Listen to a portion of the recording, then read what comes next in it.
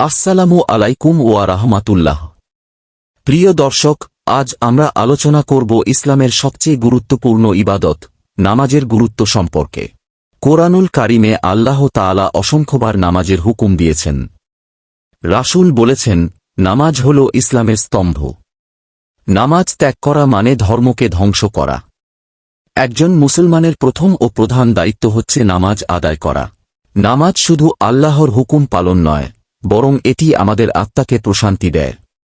নামাজ মানুষকে পাপ থেকে বিরত রাখে, হৃদয়ে তাকওয়া সৃষ্টি করে। আধুনিক বিজ্ঞানও প্রমাণ করেছে যে নামাজের প্রতিটি ভঙ্গি শরীর ও মনে শান্তি আনে। যে নামাজ ত্যাগ করে তার জীবনে অশান্তি নেমে আসে।